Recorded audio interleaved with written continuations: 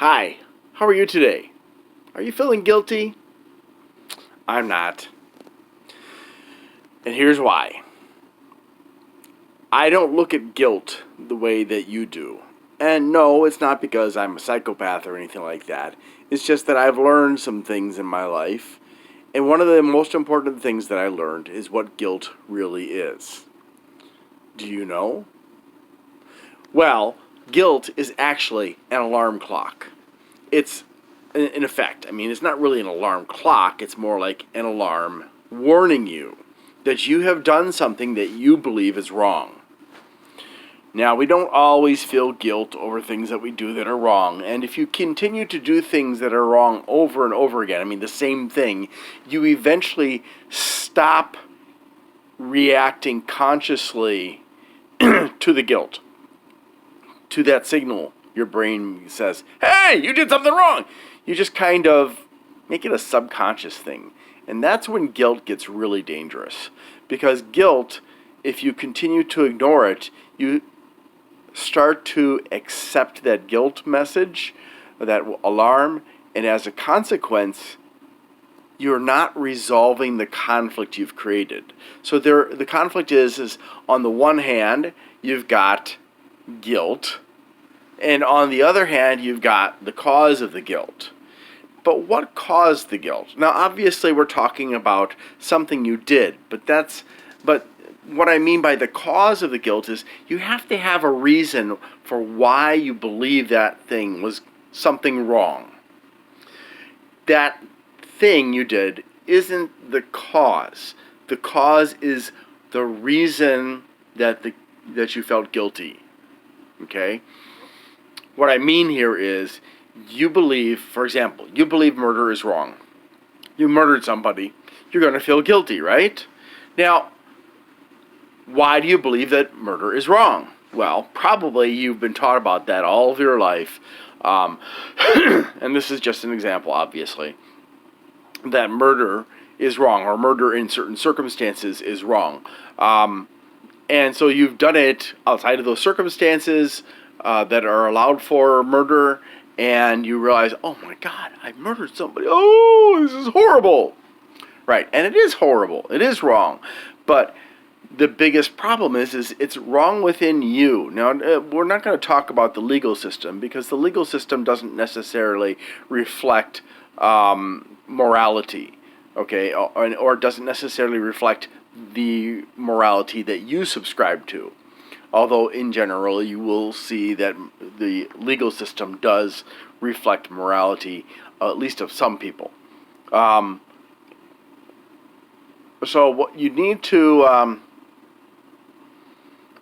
remember that repeated exposure to something that produces guilt causes you to stop feeling guilt consciously.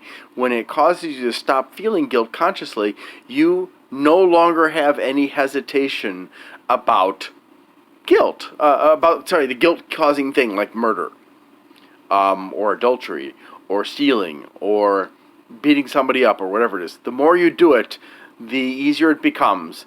Now, the problem is you still believe inside your heart that guilt, that thing that caused the guilt is wrong. You just haven't resolved that. Should you resolve it? Well, I would suggest that, you look at the cause of the guilt both from a moral and an ethical perspective, or should I say a moral and legal perspective, and go from there. But if you don't resolve this conflict, if you continue to perform the thing that causes the guilt, and it becomes subconscious, what ends up happening in most humans is that you will continue to feel the guilt on a subconscious level, but that guilt will eat away at you, and you will start to dislike yourself because you're doing something wrong, or more than one thing that's wrong. And eventually you'll start to punish yourself because you feel it's wrong and you feel you should be punished for it, but nobody's punishing you for it. You will take it upon yourself to hate yourself, to poison your own water, so to speak, and basically you'll just make yourself miserable. So that's a really big issue that we have as humans. Now, I want you to understand that so that I can now proceed to explain why I don't perceive guilt in the way that you do, why I view it as an alarm, and here's why. When I do something wrong, and guilt says to me, Glenn, you're doing something wrong, I look at it, I say, aha, it's an alarm. It's telling me something.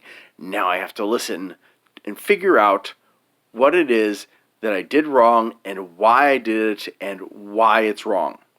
And that sounds pretty simple, right? But sometimes you don't realize why you have certain moral beliefs. It may have been pushed into you for so long ago when you were a kid that you no longer remember the root of that belief of do this and you should feel guilty. Do this and you should be guilty because you are or have done something wrong. Okay? So what you should be doing is you should, step one, identify what you did wrong, that was wrong, so to speak, and then you should identify why you feel that it is wrong. And after that, you have to, now that you've identified the action and the cause of the guilt, you then have to go ahead and make a commitment to yourself that you're going to not do that thing again.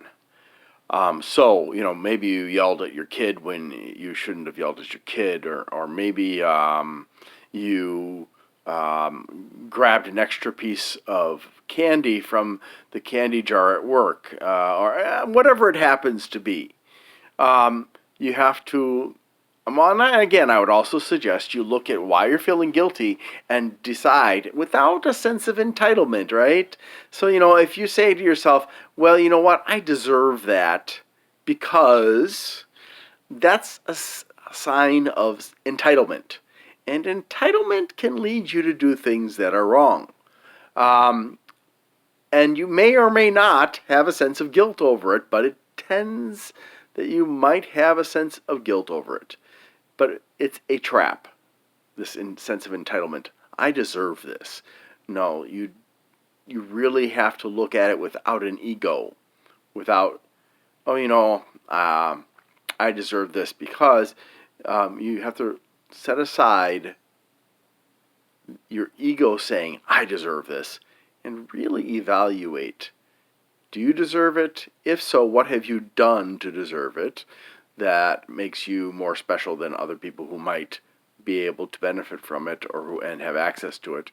And you should also, take into consideration other factors relating to deserving it.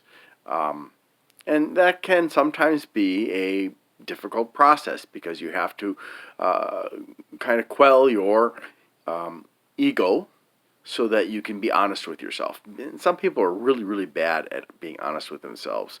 They just don't want to accept that they've made a mistake or that they're doing things that are not right. But you have to try. Okay, so once you've identified the action and the cause of the guilt, then you can make a plan, a commitment, like I said, and you say, okay, this is what I did wrong. Now, what should I have done? And if you can't figure out the answer to what should I have done, you can consult other people, especially if it's something that you just don't have expertise in. Like if you're a new parent and you feel guilty over having punished your child, you should talk to a child expert and say, this is what happened, this is what I did. Was that not the right action? And if it wasn't, what should I have done? Don't be embarrassed that you have to ask questions. And don't forget, asking experts is generally considered to be a wiser decision than asking, say, a parentless person or a person who abuses their child or any of a number of other people that you might consult. Somebody who has a very different view on life may not be a good source. Once you have discovered the correct action that you should have taken, then you can incorporate that into your actions for the future. Now, here's where it gets a little tricky, Because if you incorporate that idea, that plan for the future into your mind, but when it comes time, you relapse into doing the other action that caused the guilt, well, you're going to feel the guilt again. And that's good because your body's, or your mind, I should say, is telling you, hey, you've done it again. Or you just period, you've done it. There doesn't have to be an again.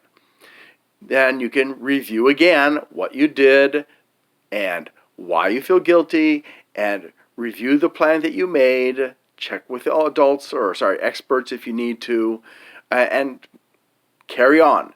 Now, what you should not do, absolutely not do, is you should not feel guilty over the fact that you relapsed into the wrong behavior. The reason is because now you're punishing yourself for trying to change yourself and not having succeeded the first time or the second time or the 20th time or whatever it is. And for some of you, you may need professional help to make that change happen, okay? Or it may take years. I mean, I have gotten rid of 4 different phobias, and I have quelled a couple of neuroses, but it didn't take me a short amount of time. Those neuroses and phobias, they took me years and years of study and reflection and repeatedly not doing the right thing until I finally got it right. Now, why is it so difficult for most people to make these changes suddenly? Well, you have to understand that when you do something and the next time you do it again, and the next time you do it again, that's called a habit. Yeah, a habit. And if you have a habit, that means it's actually wired into your head. That means, when I say wired, I mean that your nerves actually have pathways that support that habit. The first time you do something, there isn't going to be a path that's designed. You have to do something enough times that your brain gets the message that, oh, I should probably design a neural pathway to help make this happen more easily. Now, the second problem is the more often you do something in forming a habit, the stronger that habit will be, and eventually it can become automatic.